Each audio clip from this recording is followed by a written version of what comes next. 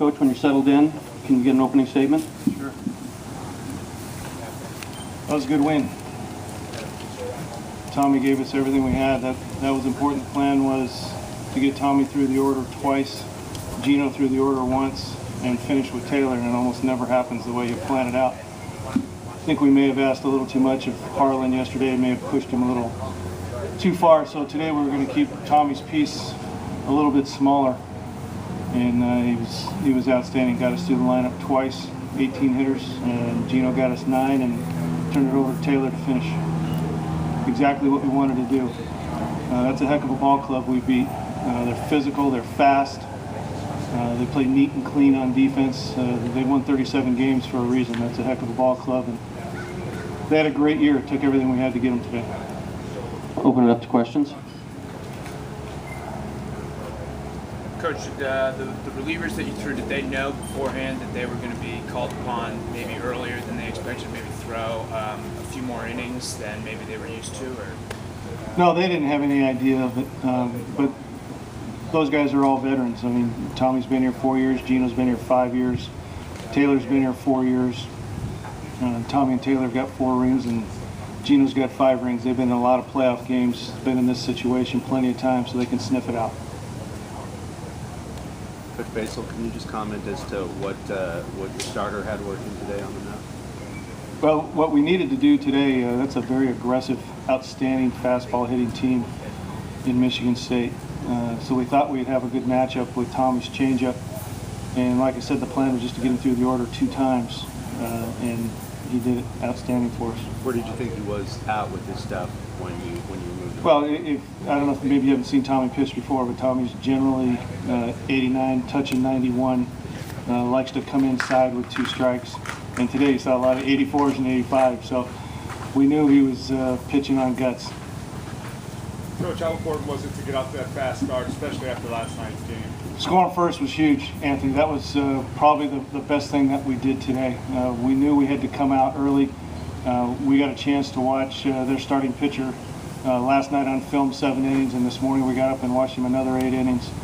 And we knew he was going to come at us with a fastball. We knew he loved to pitch inside, and he's very good at it. So we had to come out and attack his fastball and be ready to turn and burn. Sometimes after a day game, after a night game, those kind of pitchers can give you fits, and all of a sudden the 4th or 5th inning you try to make an adjustment and it's too late. So we talked about that early in BP. We fed our hitters a lot of balls inside on purpose to get their bats sped up, and hopefully that had something to do with it. That was good. Judgy got out, got that fastball early that was in for the double, and then Trent got a fastball in that he hit up the middle, and I think that worked for us. Took the lead in the 6th, scored in every inning from the 6th inning on. You like the fact your offense kept the foot on the gas, kept their distance away from Spartans, wouldn't let them get an edge. Yeah, George, and that's a sign of an experienced team that's been through these kind of wars. You know, not just last weekend, but some of these guys for 4 years and Gino for 5 years. Like I said, they know no team is in this position that we're going to play that can't catch you and can't run you down. Michigan State plays with a lot of heart, and there's no way we were going to take the foot off the gas. That's why we went to Taylor early, because we knew we had to have our best guy on the mound to finish him. What is it with this team as being having their backs against the wall? I always seem to shine in these situations. WAC tournament, this tournament seems like they always. When you get your work done, when you get in the clutch, you know you deserve it. And these guys have put in an awful lot of work since August. And when you get your work done, you get in those situations, you know you've earned it, you know you deserve it, and they're way more likely to perform well. For any of you guys who want to comment, you know, in the win or go home situation, you know, everything worked out well in terms of your pitchers. You guys had all your veterans on the mound, and the 2 out hits that you guys had. How important was that the day you had to win or go home? Well, that's important every day. But you're right, having the veteran guys out there. We got a couple of freshmen in the game last night, and the older guys were going to do it today. And it was fun for me to sit back and watch them do it again. Trent. Well, you know, I mean, just getting those clutch hits is as important as like Bates said, any game. I mean, with Tommy giving us a great performance, it makes it a lot easier on the hitters, a lot easier to get those clutch hits. So. How tough was it for you to settle down after that 2-run hit at first inning? You know, it was a little nerves out there. It was the first start in a regional, and it was it was a fun time. It was really nice to see my family out there and friends. Being from the Bay Area, it was really nice to see everybody, and I can't thank them enough for their support and the Bulldog faithful for showing up. Thomas, talk about you obviously were cruising a little bit when Coach came to get you. What was your mindset when he came out to get you? I knew we had a plan. I wasn't exactly sure of it, but he's just you gotta trust in your coaches and your teammates. And I knew Gino was going to come in and pick up right where I was leaving off, and it's just a trust thing.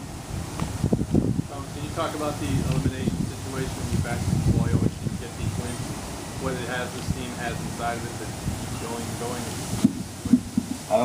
We're a fighting club. We love to compete and play. We do it all the time in practice, and we just love.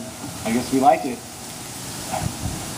Coach, the triple play, the runners were moving on that. Can you talk about the decision to send the runners on that play, and then I guess how unfortunate it was that what happened? The biggest factor there is once you get to 2 strikes, Kenny doesn't take a lot of pitches.